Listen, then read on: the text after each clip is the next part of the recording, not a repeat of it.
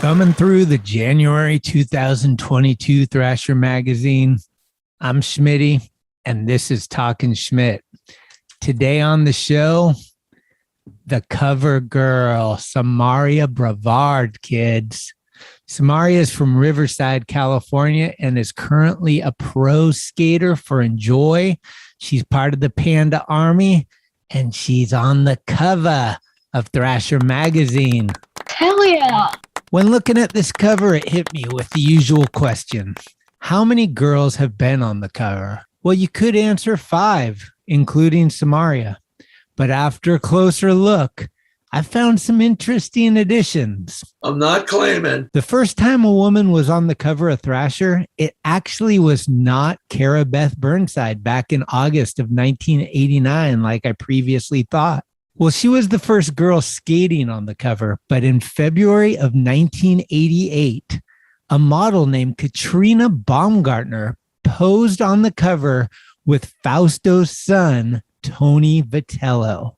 Is that real? It was not till April of 1994 that Hawaii's street sensation and friend of the show, Jamie Reyes, donned the cover with a 360 flip to fakie at her local skate park. Then, most people would say the next female cover didn't come till May of 2017, when Lizzie Armanto blasted a backyard air at Zoiners that went straight to the cover as she finished up her Thrasher video part. But with a closer look, and again, I know they're not skating, but just wanted to point out that in January 2012, Marcia,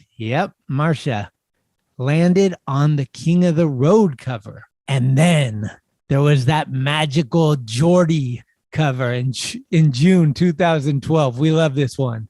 Big ups to friend of the show and my sidekick for many years, Jordan Josepher, who down at South by Southwest that year, shooting all the bands and the hip hop groups and whatnot, came back with the shot of Krayshawn that was heard around the world as a special newsstand only copy. No subscribers got this one, but it existed. Believe you me.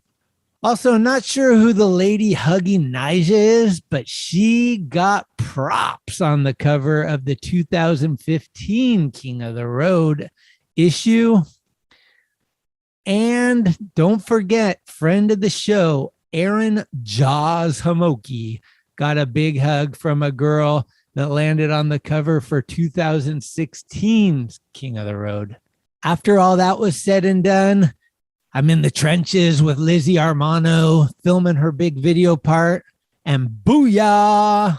She was awarded the cover of May 2017. But you could stump the trivia buffs by pointing out there was another girl that year. Ooh, who was it?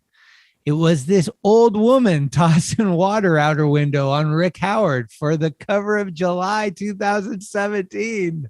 Wow. That's hilarious. What year was that? I mean, how do you get the photo of the lady throwing the bucket of water? It's pretty good, right? Anyhow, Samarria actually landed on the cover previously to this one. Back in September of 2020, there was a portrait style cover, and Samarria was one. So she's already been on the cover. Has any girl been on the cover of Thrasher twice? Samarria. And she's my guest on the podcast today, so I'm doing pretty fucking good, huh? Anyhow, ski. Brianna Gearing, she became the first Canuck Canadian lady to don the Bible's cover with her steezy crooked grind.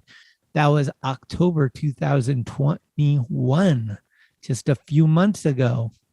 There you have it. That's my little fun look through the history of ladies on the cover of Thrasher leading into January 2022 and our next guest, Samarria BREVARD. With contrary to what they might have thought on the slap boards, it's a kickflip hippie jump. Okay, let's get that right. Anyhow, big ups to Thrasher because It's not the same physical year, but it is within less than 12 months that 2 covers were both women featured on there. I think we're headed in the right direction. And I got to tap. Well, I don't have anything to do with the cover, so maybe I shouldn't tap myself, but I will recognize it, and I like what's being done out there. Hopefully more on the way. Ladies, get out there and bust. And, this is a sign that you can wind up on the cover of the greatest magazine to ever hit skateboarding. So real quick, I want to fire off some stuff before we get into the Samarria interview. So bear with me.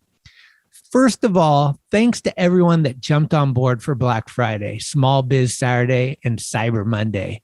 Congrats to Tony Zhang, who won a set of Swiss bearings for buying one of my shirts at 510 Skate Shop in Berkeley, and Dom B, who got the same prize down at Skateworks in Los Altos. Thank you much to you guys for playing along, and big thanks to Skateworks and 510 for setting all this up and making it happen, carrying the Schmit, getting it out there. Shout out. Can't thank you enough. Big love. As I mentioned earlier, the Potty Awards are coming, and McKenny's already texting me daily. I gotta listen to him one more time. He says he's freaking out.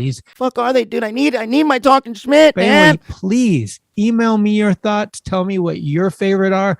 I definitely want to have a listeners award. So that's a big important one. I got to give a shout out to Pete Koff. Shout out. And Nana Joe's granola. He just hooked me up with about 4 or 5 bags of these, and I can't keep my hands out of the fucking bag. So do yourself a favor, get some of this. It's delish. This one's gluten-free, Hella Bay Crunch. Love the name, love the taste. Goes good in yogurt or goes good alone, just in a handful for a quick little rip. Look for his documentary on Chef Pierre coming out soon. It's going to kick ass. And I think I got some footage in there, which I'm pretty stoked about. Hey, shout out to Hector Martinez in Ceres, California. Huh? I see you. Respect. Thank you. Shout out to Skate Like a Girl. Shout out. If you got some extra cheddar out there, put it on their burgers. They're a nonprofit organization that is doing nothing but positivity. Shout out. Backdoor Skate Shop. You always bring the good vibes, and I'm sending you strength through the holidays. Shout out. Also, shout out to the newest shop carrying the Schmit. That's you, Attic Skate Shop in Costa Mesa. Shout out. Hopefully a partnership that can last as long as Omar Hassan's pro career did. Oh my goodness. So we're going to talk to Samarria today, but first we're going to go straight to our friends that love that tickety-tack. That's right, kids. It's the Blood Wizard, bro. Head on down to your local shop. Ask Blood Wizard Skateboards. Or visit bloodwizard.com for all your conjuring needs. Tickety-tack. Today is Giving Tuesday, a worldwide celebration of generosity. Giving Tuesday is an opportunity for people around the world to come together through generosity in all its forms by sharing acts of kindness and giving their voice, time, money, goods, and advocacy to support communities and causes. Are you wondering how you can participate? It's so easy. And here's a few ideas. We got the Boys Club down in Hunters Point, which you gotta get behind because they're just a few blocks from the mag. So I back them big time. Make a donation of any amount to your favorite charity. That's basically what you got to do. You love dogs? Give $5 to the SPCA. Care about your community? Give some money to your local food bank. Help out the people in need. You know, you're all probably thinking, what about in the skate world, huh?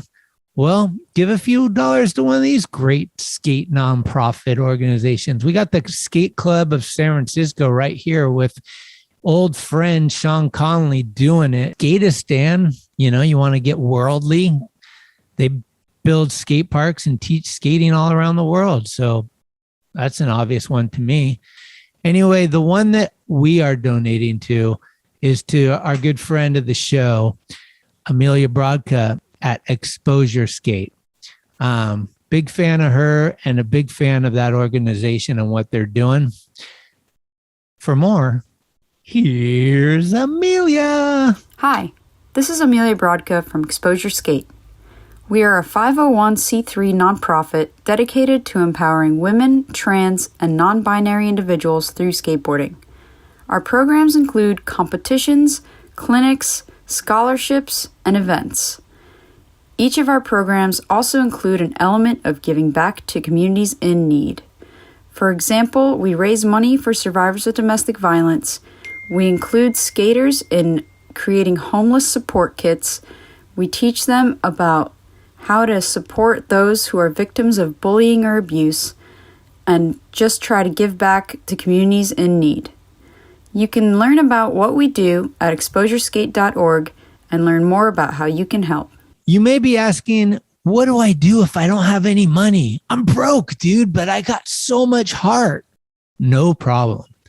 Offer to rake the leaves of an elderly neighbor. Donate some gently worn socks to the homeless on the street. Maybe you got a nice little social media following that you can give a plug to a nonprofit organization out there and encourage your followers to check them out.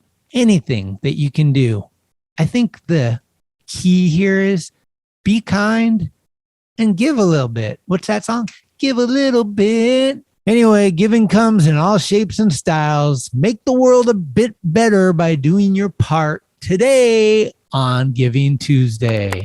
Big love. Anyway, ladies and gentlemen, I'm sorry for rambling. Here's what you've all been waiting for.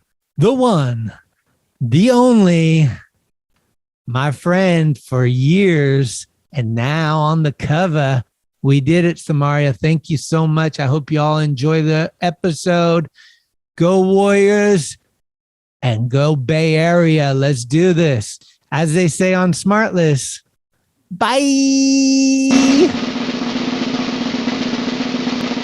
All right, I'm Samarria BREVARD, and you're listening to Talkin Schmit. It's cool, like tonight is the night. Here we go again. Just give it the old college try right here. Big dog's in. Schmitty. 96 times, Schmitty. Thanks, Schmitty. We on? Schmitty? Talkin Schmit. That's called go to the hospital, bitch. I'd be shitting my pants, man. Your Rolodex is fucking deep. It's about the one.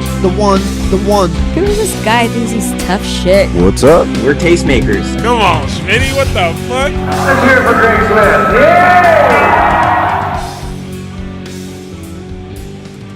Welcome back to the program, kids. Thrasher magazine started out the year of 2022 with my next guest on the cover of their magazine.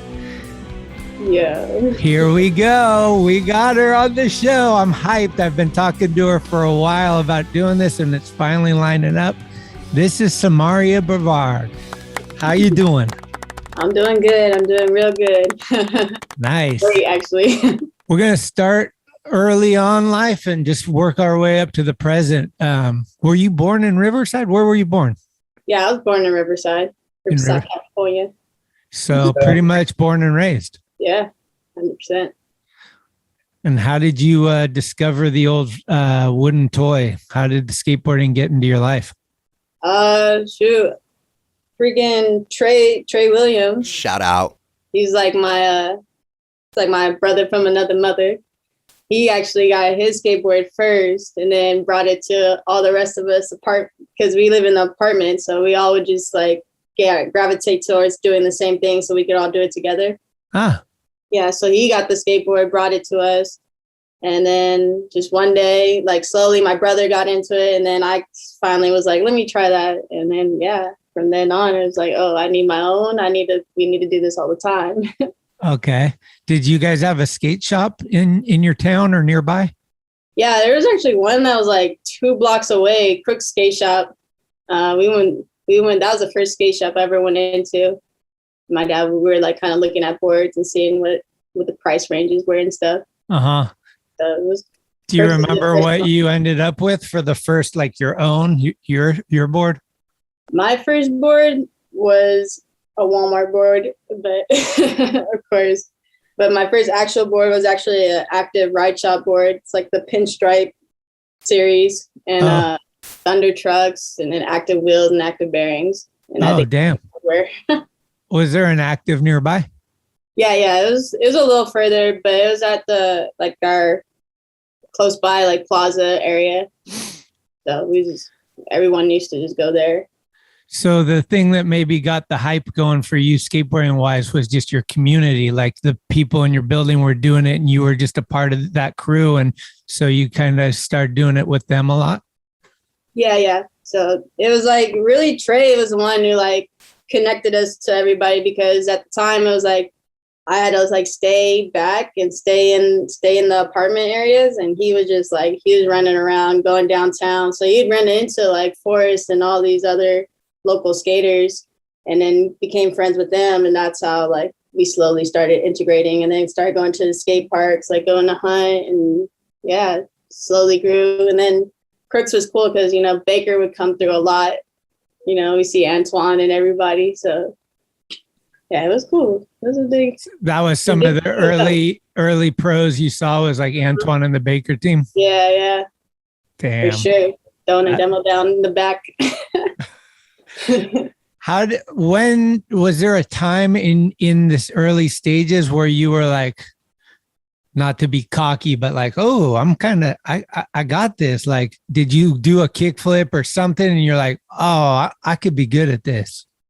Yeah, actually I think the first time I kickflipped down the stair set at our Bobby Bonds. Shout out. It was I had never kickflipped anything. But this kid came, because I was ollieing the stairs. The kid came through and was yo, can you kickflip the stair set? And I was just yeah. And I never did it. And then I went and was trying it. And I was oh, shoot. And then I landed it pretty quickly. And then I think at that moment I was oh, okay, I think I can do this. I think I can get good at doing this. Wait, did they name the school after Bobby Bonds? What did you just say about Bobby Bonds? Yeah, Bobby Bonds. There's a park not too far from downtown on the east side that Bobby Bonds, yeah. They named it after Bobby because he that's so sick. His son Barry was in San Francisco. Crazy, yeah. See, damn, full circle. Yeah. So then you start riding, and what ends up happening? How do you meet Mimi and start getting with Hoopla is kind of your first sponsor, or were you getting stuff from a shop, or how did that go? So my first sponsor was this skate shop called Sick With It Skate Shop. So Swy Skate Shop on Moreno Valley. I like that name. And that's where I started. That was the first sponsor I got. This dude Mike, he used to hook it up real. It help me out with getting boards and discounts on shoes. It was dope. Right. But how I ended up meeting Mimi was because, first I met Lisa at the Supergirl Am Jam in 2010. And then from there, I went on a couple trips with her. And I guess in between all that time, Lisa was talking to Mimi, and she kind of told Mimi about me. And then finally, me and Mimi go on a trip to Woodward. And that's how I met her. And then at that time, I was yeah, pretty much want to put me on the Hoopla program. And he was just, went from there and just tried to grind it out. Who was on Hoopla when you first got on? When I first got on, it was me, Nora, Alicia Lee. Who else was it? Cara Beth, Mimi, and was Alana on there? Alana was just about to get on. It wasn't long before Alana got on right after me. Rad. Yeah. How important is Lisa? She's so rad, right? She connects a lot of the dots too. Her and Mimi are big players in the skateboard world for y'all. 100%. Lisa is just important because she has the archives. She been filming forever, right? Yeah. Just created a whole girl skater database. And when I first found out about that website, after I met Lisa, I went home, I went on that website, and literally I was holy shit. There's actually a lot of other girls skating out here, And the levels were varied, but it was just I'd never seen this girl at the skate park. I was always the only one. And I'd never seen anybody skating, no girls skating around on the board, nothing like that. So it was just to see all these different interviews and see all these different videos. And like, yeah, it was just crazy. I was like, whoa, like it exploded. And like, at that point, that's all I cared about. And I was just like, all right, well, now I know I can do it. Let me go try to make a video part. It sparked me for sure. Rad.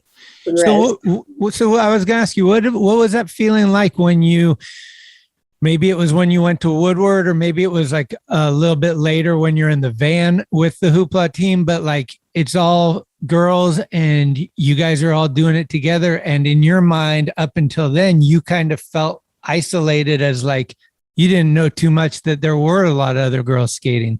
And so it went kind of from 0 to 100. Like, what was that feeling like? Like, oh man, I opened a door. Like, yeah, pretty much like that. I just opened the door and then there's like a whole brand new world in it on the other side, you know? Konnichiwa. I was just like, man, I that's what I wanted to do. Like when I first seen that website and I found Leticia. Honestly, Leticia was my favorite skater at that time. Okay. But yeah, like, I don't know, it opened my world, and I was just like, all right, that's dope. And then it made me more excited to be like, go on these skate trips, because it's like, Lisa, you know, is constantly connecting us and going on like little skate trips. So it was like, oh, I seen your interview on the side project, like Candy Jacobs.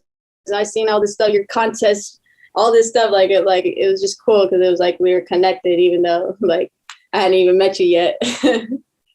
That's how it is in skateboarding. Like we're family. Like I don't know you, but I know you. You don't know me, but you know me. Now we're actually in real life, and it's already smooth. Yeah, love it. Yeah, it's so good.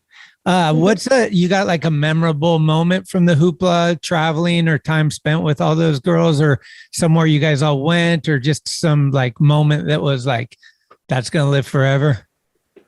Oh, shoot, man. I know there's tons, but yeah, there's a lot. Freaking, I would say our Tahoe trip.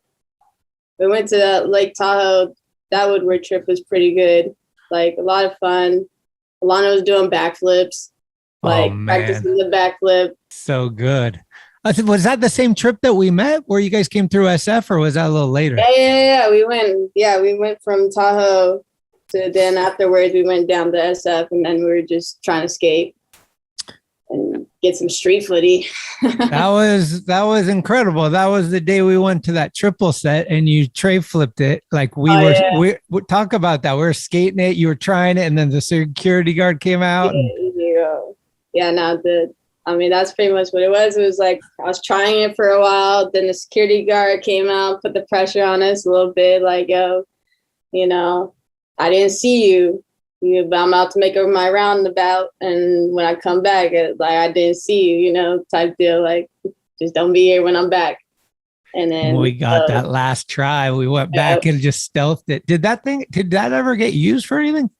No, I haven't put it out. It's not out. Not that I know of. Huh. Okay. Damn. I remember I gave it to Stoling or the Enjoi guys when they were doing something, but I never saw. I was like, huh.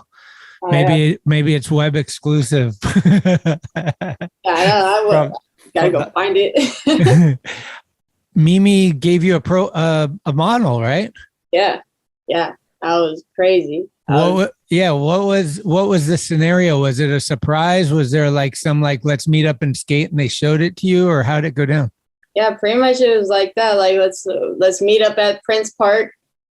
And then and go skate. You know, we're just gonna go skate and have a little session. And then it was funny because I thought it was just a regular session, but then all of a sudden I'm like, why are all these people here? Like, this is kind of weird that I thought that this was like Alana's in town. Let's go skate. Let's have just come up for the day, you know. And then all of a sudden I see my mom pops up and Mimi's handing me my board, and I'm just like, because it took me a second. I looked at it, I was like, oh, sick, new graphics.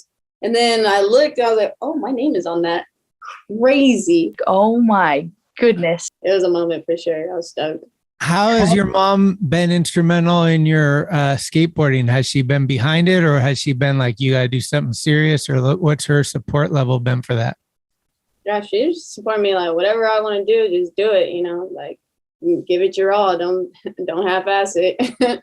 When you got your board, was there tears or was just laughter and excitement? What kind of emotions were going through? Just a lot of excitement, just completely stuck, because I just felt like I resonated so much with the graphic too. Like Mimi nailed it. I was like, oh, whoa, this like 3-eyed panther diamond pulling out his head. Like, oh, I love that. So I was just like pure excitement, pure joy, just like stoked to be out with my friends and then knowing something was up too. That was fun. That was just funny to me. I was like, this is weird. I knew something was going to happen. They all got you. Got me good. How long between that and King of the Road? Maybe like 3, 4, almost. Actually, I think it was more like 5 years. That you had your board? For the board, I think it was like more like 3 years. Then we did King of the Road. Oh, wow. Okay. So you had your board for 3 years before King of the Road. Yeah. Okay. I thought it was a little close to that. But from my perspective, maybe I'm sleeping, but King of the Road is kind of a big deal for you and like escalating your career. Yeah. Oh, heck yeah. Yeah, for sure. King of the Road flipped my life upside down. Yeah, dog. How does that go down? Does Burnett give you a call or how do you get invited? Let's start from the beginning of this.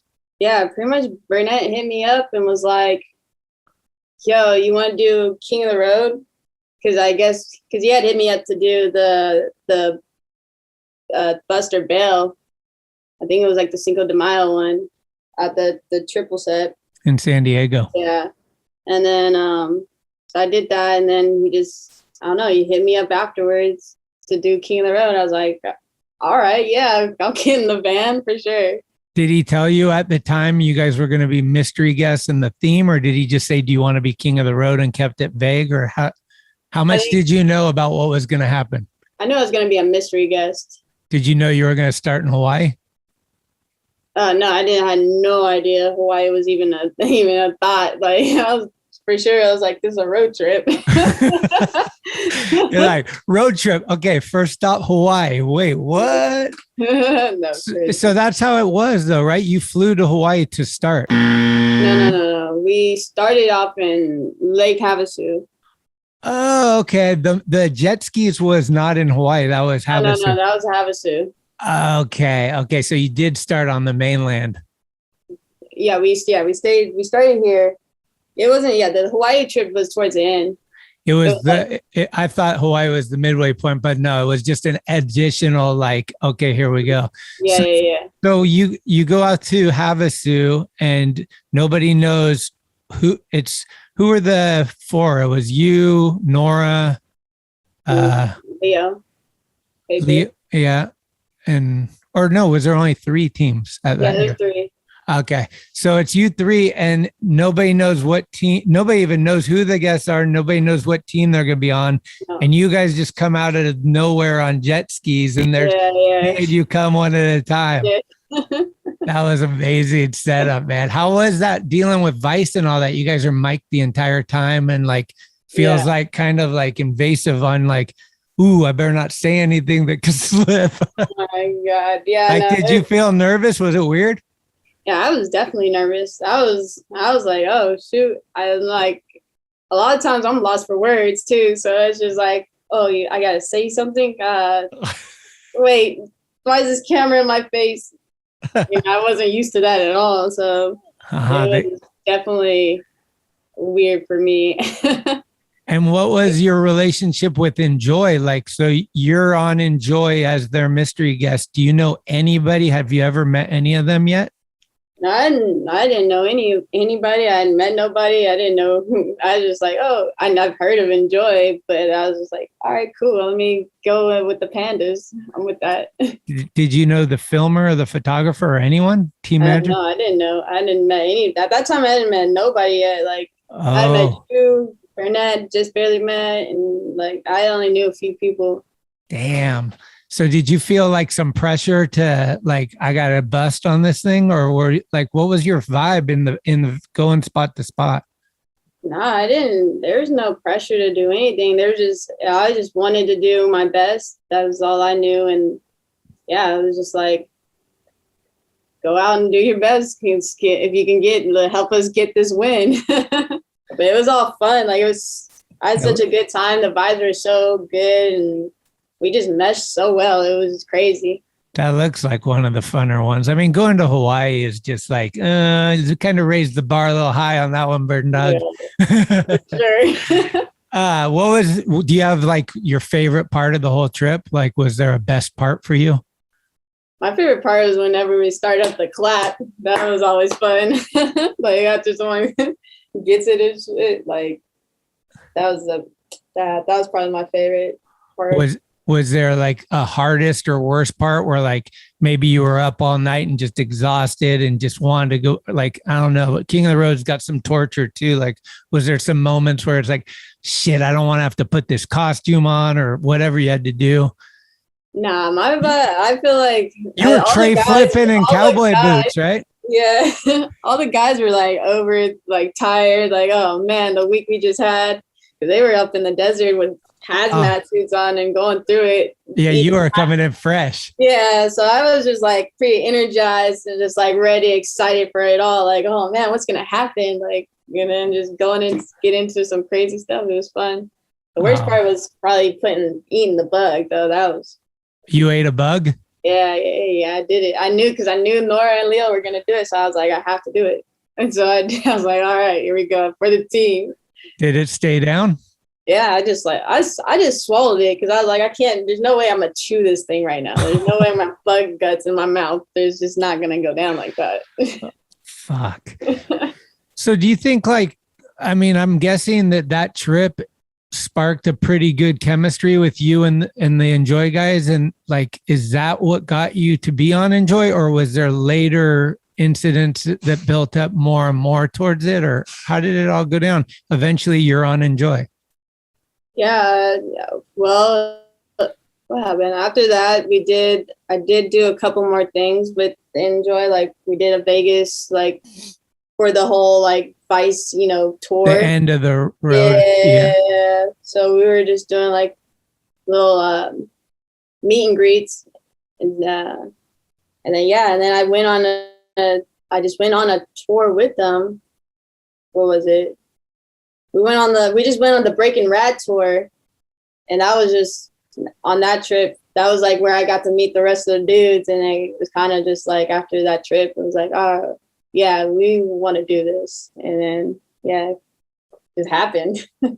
Wow, so cool. Yeah, I mean, I was like, I'm watching this all from afar, but like I'm just like nodding my head, like, all right, this is good shit. And then. How long after you got on Enjoi did you have that day at Louis where Zach crashes through the board with your board, like surprise you with your own model? Shoot. I don't even know the exact date line, but it was a few months. Was that a pretty big surprise? That was an insane surprise. I was just like, wait, what? Like I thought we were gonna do something. I thought it was gonna go down differently, but I was excited. I was like, yeah, thank you. Like, just grateful and excited to like start the journey off. Yeah, signature panda. Here we come. Yeah. That's amazing. And then, have you gone on some trips with them? Not recent. I haven't been able to get on an Enjoi trip recently, but we were. Yeah, due to COVID, but we were doing a lot of trips. We went to Australia, and then we're like, the Europe tour was like Germany, France, London, and we ended in London. So you've been getting your miles. Yeah, for sure. What's your favorite spot you've been to with skateboarding? Barcelona. But the only thing about Barcelona is I went and my ankle was still pretty jacked up because I had sprained it at X Games.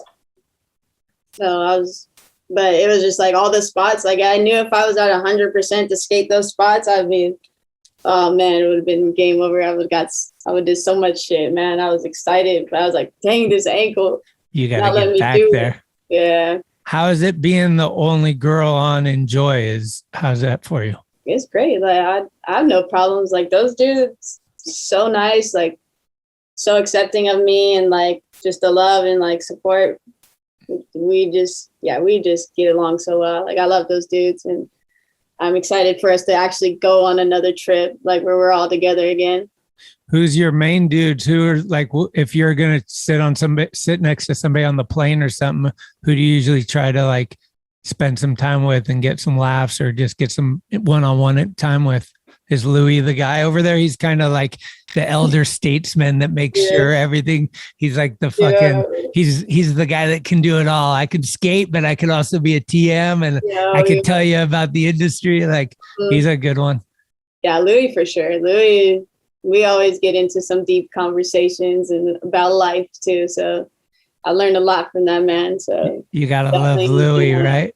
For Who sure. else is on the squad? We got Caswell still, right? Caswell, Zach, Steve, Jackson, Dynan. Oh yeah, Dynan. He's so good. Damn. What trucks and wheels are you got? Obviously Thunder.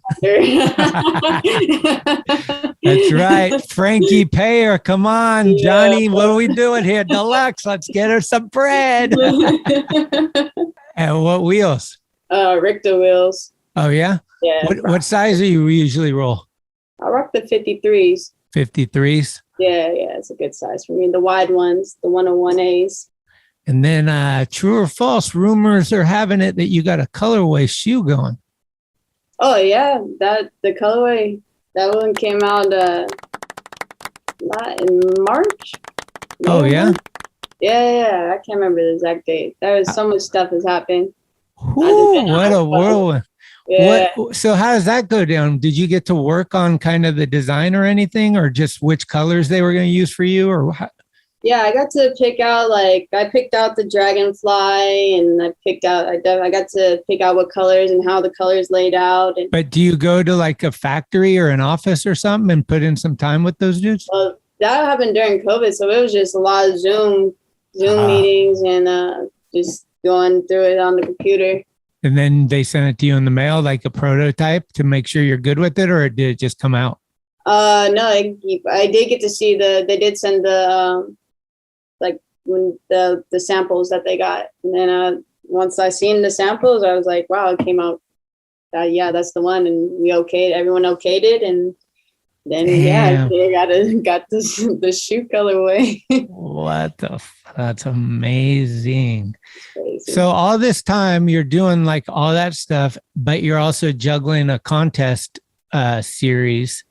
You got the X Games and all those different whatever street league series and stuff, but there's this other thing called the Olympics, and you're trying to like qualify and do that, and it's lockdown, and I mean COVID, all this weirdness happens. What was that like for you? I mean, there was so much indecisiveness. Like every person that I talked to at the time that was dealing with that was like, I don't know if it's happening or not. That was always the vibe. Like, we don't know. We're kind of on call. Yeah. That was pretty much how it was for sure. Like, yeah, it was like, yeah, it's maybe happening. It was just like, they were trying to really fluctuate off of whatever the news had to offer, like, oh, is it slowing down? Okay, we might be able to do this one. It was just all the bans and not allow, like lockdown situation where it's just like, all right. It wasn't until like the full year had passed. It was like, okay, we can do this. Like, we're going to be really COVID saved and get everyone tested and do all the things, so. Right. It was hectic. It was definitely the most stressful situation I've ever been in. Well, I didn't understand, maybe you don't understand either, but how the qualifications went. It felt to me like some contests were worth more points than others. And like, I just didn't even understand how it was all working. Did it seem like it was kind of like they learned a little bit on the fly and next time they'll have a lot better way to do it? Or like, do you have any ideas on what went wrong and how it could be done better? I mean, yeah, it was, I think it was just a situation. It was their first go at it. It's like they had no idea, everything was just like a learning process and trying to go, do the best that they could with what, the time span, and it being such a new event, not having all the funding that they needed. So yeah, I'm thinking this. Hopefully they take all the things in consideration, because everyone was pretty vocal about the things that were needed to help make this a smoother process. Like more time to know when your flight, so you know how to catch your flight, know what flight to catch, and like adjust to different time zones and all the different things. I mean, even the Olympics itself was crazy. I think who was I talking to? I forget, but somebody went in and I think they were a bowl skater, and they didn't even get to see the street because they flew in like the day before the bowl. And I'm like, so you flew to Japan and then had to skate the next day? Like they wouldn't fly you out for a few days early to acclimate to the time and all those different things. It's I understand that we're under COVID, so it's probably like really a lot of things out of their control they had to deal with. No, 100%. The COVID thing definitely added a whole lot of extra weight onto the whole situation, just thinking about it in the back of your head, and you're being at these events and stuff, and you're just like, all right, just be as safe as you can. And, everyone, we're going through all the protocols, and it went pretty well considering. I mean, Detroit was kind of crazy, but yeah, Rome was pretty smooth as far as COVID. What did you think, though? Did you watch it? The Olympics? Yeah. Yeah, I watched as much as I could. The live streaming was not up to par. I mean, like I was watching skateboarding, and then all of a sudden it was Olympic swimming was going on, and I was like, wait a minute, what just happened? Oh, that was the worst thing I'd ever seen in my whole life. It was hard to find. Like, I felt the same way. We were just watching the replays a lot of time. I thought the girls' street was the best out of the 4 events. I thought the guys' street was the worst. The guys' bowls was really good. The girls' bowls was pretty good, but the girls' street was like, I mean, that girl from Brazil with her smile, she should have went straight to the Wheaties box. I was like, that's all we need right there. That's like happy and ripping. Got it. Yeah, straight up. So good. What was up with that quit your job though? You had a part quit your job or quit your day job part or something, right? Yeah. Was that like a thing that you actually filmed for, or was that just an accumulation of footage you had, or how was that? Yeah, it turned out to be like more just an accumulation of things that I had. It was like I wanted to do a lot more stuff, but like we ended up with a deadline on it, and then I was like, and I just got what I got. Yeah. And but yeah, no, it was a full length video that we were definitely working hard on and trying to get together. And then I was out there. So do you ever struggle with like thinking about maybe taking a year or so off of contests and just so you can focus on filming a full part without any distractions, or is that not really in the cards? Yeah, no, I do. It's like, it's something I want to do, but right now it's like, I'm like in the contest circuit right now. So I'm going to be doing that for a while but I'm putting a lot of emphasis on making sure I get my video part as good as I can. So are you filming like a part for Enjoi, or filming like just your own part for something, or like what's your plan for that? I've been working on this New Balance part for a while. For New Balance? Yeah, so we got some footage. We got stuff. You ever film with my bro Kyle Camarillo? Oh yeah, we went on a Fresno trip. That was really productive and it was fun.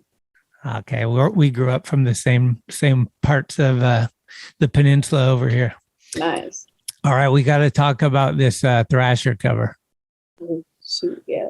I mean, come on. There's, according to my calculations, and I may be a little off, but I don't think so. I think you're the 5th woman to ever be on Thrasher. I think there's been 4 before you, and you're the 5th. And I mean, let's put everything aside, like gender, race, anything. Just being on the cover, no matter who you are, is Like, Yeah. there's only 490 of them in the history or whatever. So like, there's a lot of really good skateboarders that have never been on the cover. Let's just put it that way. Right. I mean, how does it go down? Are you just skating? You got some photos, or like, was there a thought like, I got a spot for maybe something bigger than like, how did that all happen? Literally, you shot photos with Burnett, right? He shot the photo. Okay. Yeah. I mean, that trick happened on accident. Like, literally, I was trying to ollie over the bar, and just every time I ollied over the bar, it like would flip, like it would just go under the bar, and I was just going over it. And then eventually, like, there was one attempt that really looked like I was trying to kickflip hippie jump, and like got kind of close to it. So, and then that's how that got sparked, because I was with Tom Kragelov, and he was like, "Are you trying to kickflip hippie jump?" And Fuensta, Fuenzalita. Danny Fuenzalita, he was there? Yeah, he was there. Wait, where are you guys? We were it was just like a New Balance. We were just out trying to get some clips. And like, what city? San Diego or Rancho? It was by the beach. Rancho in Cali, somewhere down there. Yeah. Okay, Danny's the homie from years back. I know Danny a long time ago. Good dude. Shout out. Yeah, but he was there, and yeah, just one of those attempts. And then I just started trying it, and then I had to stop trying it because I got a foot cramp. But that's how that trick came about. And then so I was thinking about it, and then I knew Burnett wanted to get a photo, so I was like, all right, I think this would be a cool photo, you know. But I had no idea that I was gonna be like on the cover. I thought for sure, I was like, okay, maybe I'm gonna do this interview, and then that's gonna be like one of the pictures for the interview. Like, that's how I thought that was gonna go down. But I was just sitting at the airport waiting for my flight, and then all of a sudden my phone's going off like with all these mentions. I'm like, what?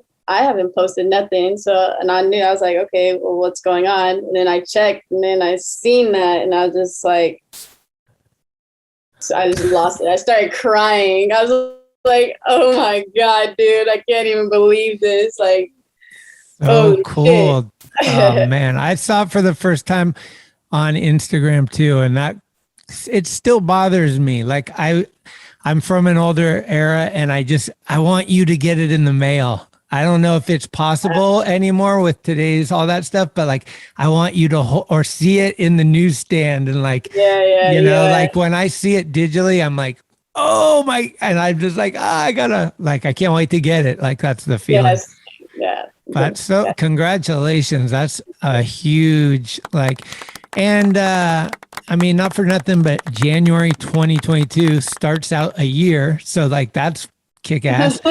And like, I guess like I didn't look this up, but Breezy had the cover less than 12 months ago. It wasn't in the same physical year, but it was within a year that two girls were on the cover of Thrasher, which to me is pretty unprecedented. And, you know, like, that's a big deal. And I think celebrating our 40th anniversary and stuff, like, it was just really classy and cool. And not for nothing, but I was talking to Evan Smith the other day, and we were both saying like 2021 was pretty heavy for Thrasher covers, like the Bay Bridge, T-Funk at China Banks. There was like Tyshawn, that one that Atiba shot. It's all super good lighting. Like the covers was a really good year for Thrasher. And to start out a new year, like, I mean, you just gotta be so proud and stoked. Like, that's a really good accomplishment.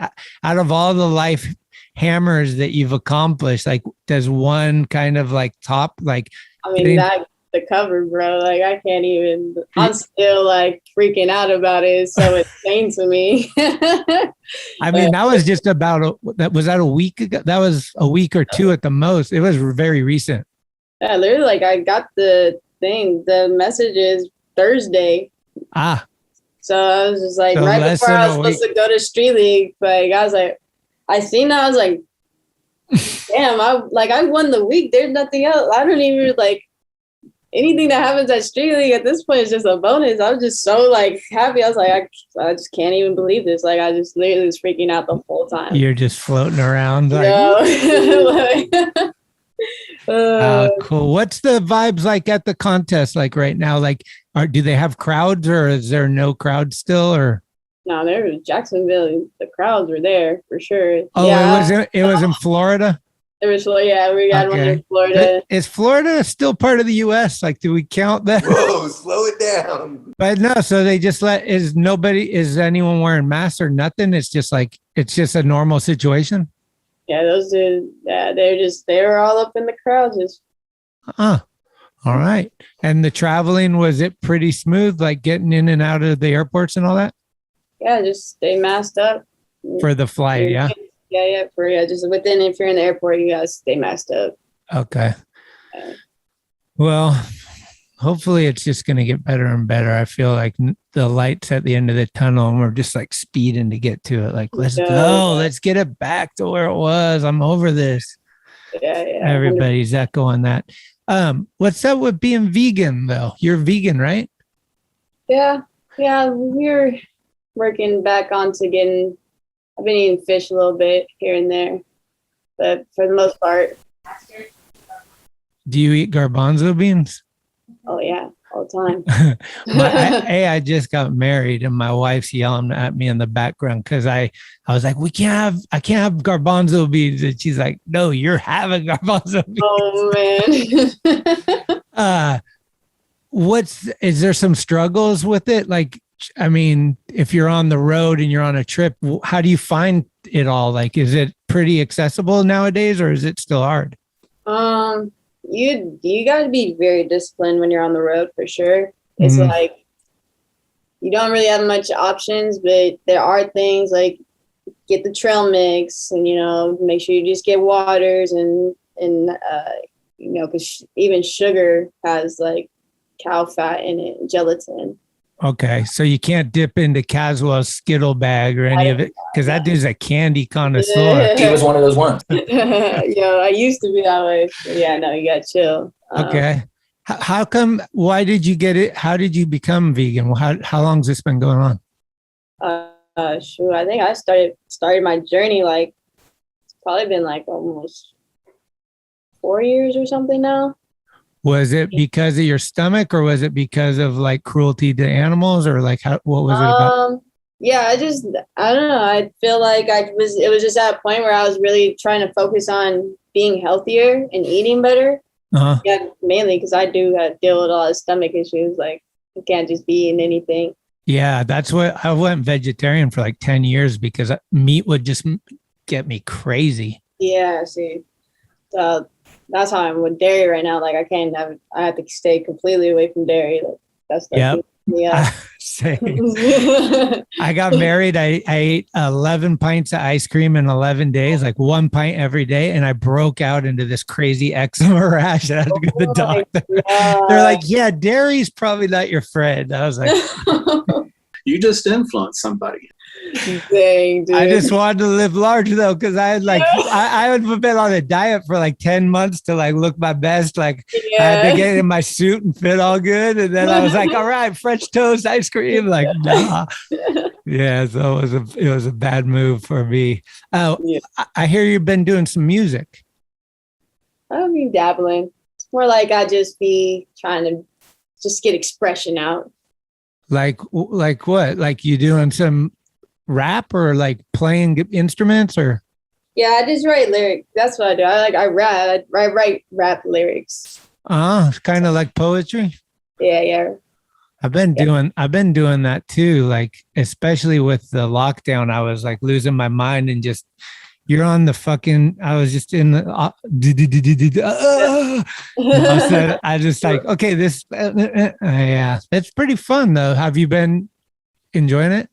Yeah, I love it. It's like, it's very therapeutic, keep me like, not so much like in my head. Like I'm just getting all these thoughts out of my head that like want to be in there, but good way to release and, let go and see what you're thinking about too. Process things. What kind of vert skills do you have? Can you drop in on a vert ramp and can you get an air? I definitely can't get an air. I might be able to drop in. I haven't dropped in on an actual vert ramp.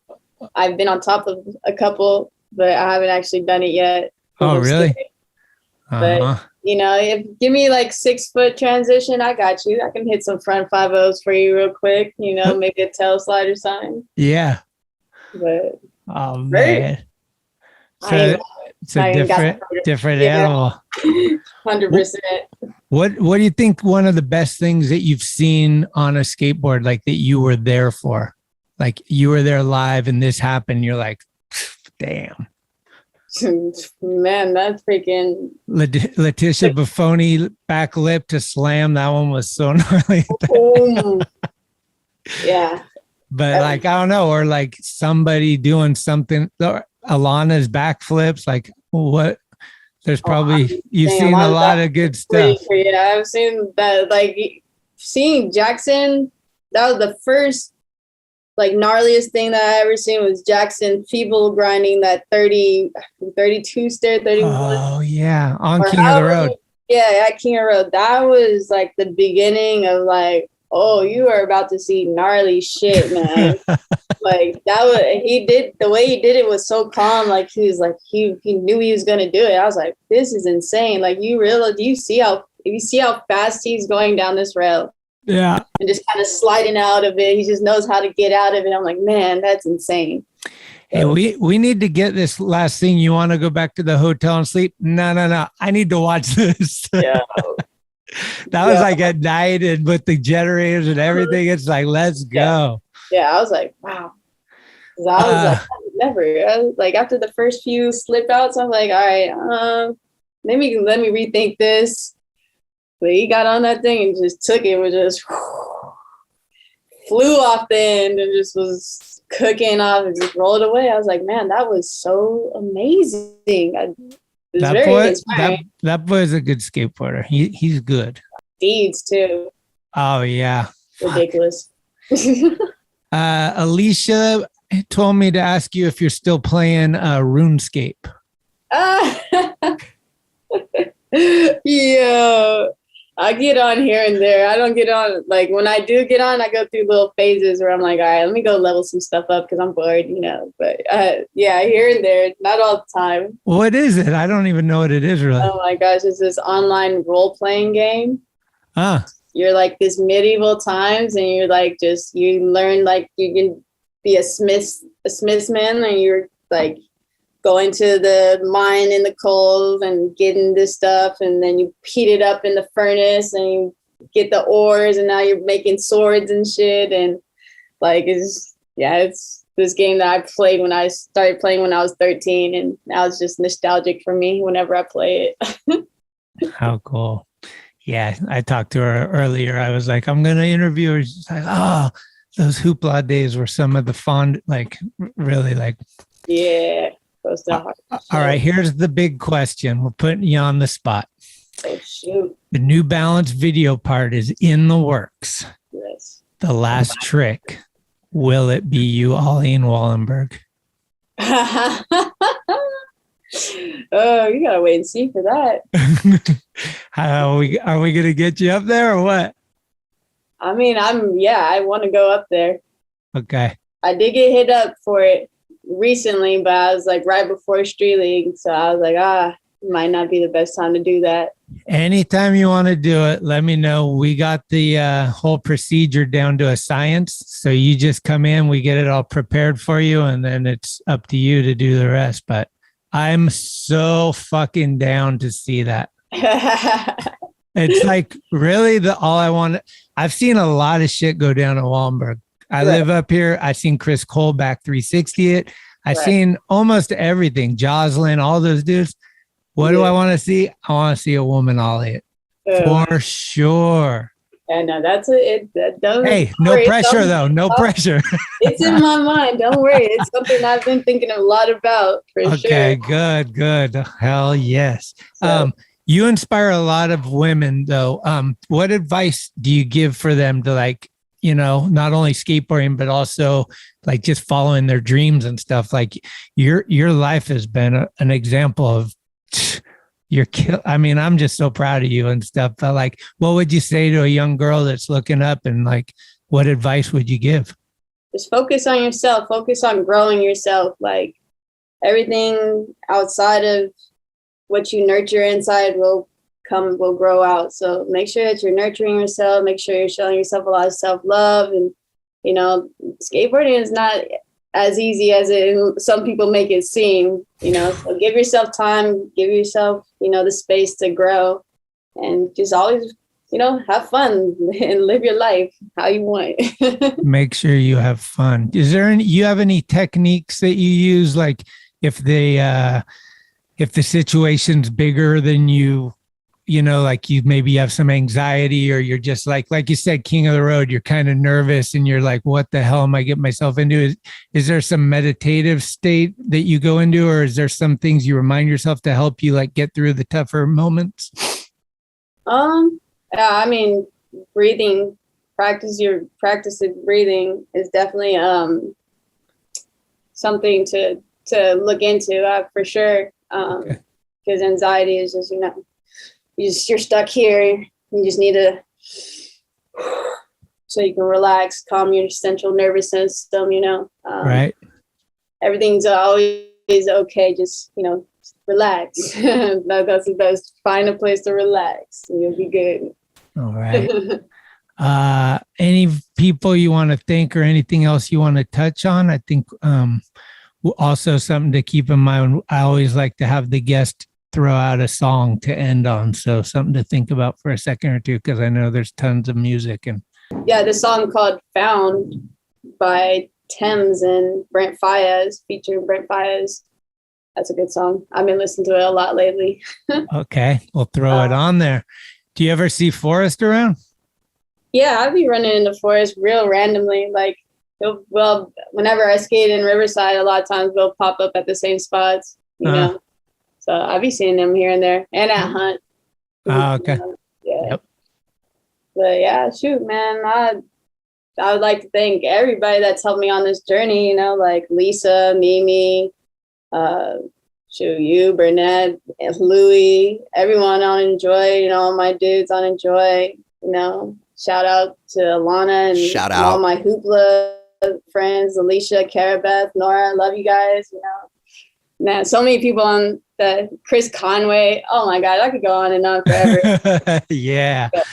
Mom, oh man, I love to see you smiling, and just it seems like things are going really good for you. So continue whatever you've been doing. Keep the same formula going. Remember to always surround yourself with people that you love, and always have a good time with whatever it is you're doing. Can't go wrong if that's happening. If we're so lucky that they're going to give us a paycheck to be doing the thing we love so much in life, hey, I'm not going to argue with it. Not at all, man. No. Hey, thank you so much for taking the time. We've been talking about this for a minute, and I'm so glad it happened. And like, I couldn't be prouder of you to see on the cover, and just, I mean, your life has excelled like in such a positive, rad way. Yes, just big ups. Thank you, man. All right. All right. Hopefully we'll see you in real life and be able to high five and get some fucking skating or something. I'm so down to like see some friends. It's been a minute. Yeah, for sure, man. All right. If you're ever up, anytime. And if you're ever up this way, hit me up. It'd be cool to just kick it and like, I don't know, we'll go skate San Jose with you guys or whatever you guys are doing. Yeah, that'd be dope. Okay. Might be up there pretty soon, so. Okay, hit me up for sure. That'd be rad. Okay. Right. Take care. All right. Bye. Thank you for listening to another episode of Talkin Schmit. You can subscribe to the show on iTunes, Anchor, Spotify, or anywhere you get your podcasts. When you subscribe, you'll get notifications every Tuesday of new episodes the minute they become available. Also, please leave reviews and a 5-star rating. It's the best way to help the show grow. All of the episodes will always remain free, but if you would like to help support the show, you can do so at talkinschmit.com, where you can pick up some merchandise like t-shirts, beanies, hats, and stickers. The website has an entire archive of all of the episodes, with extra photos and videos. Email us with any suggestions, comments, or ways that the show may have improved your life at talkinschmit@gmail.com. All interviews are conducted, edited, and produced by Schmitty. The intro music is Mary's Cross by the band Nature. Very special shout out goes to the executive director, Cheryl Camisa. Shout out. Love it! This is Talking Schmit, where the Rolodex is deep, but the conversation is deeper.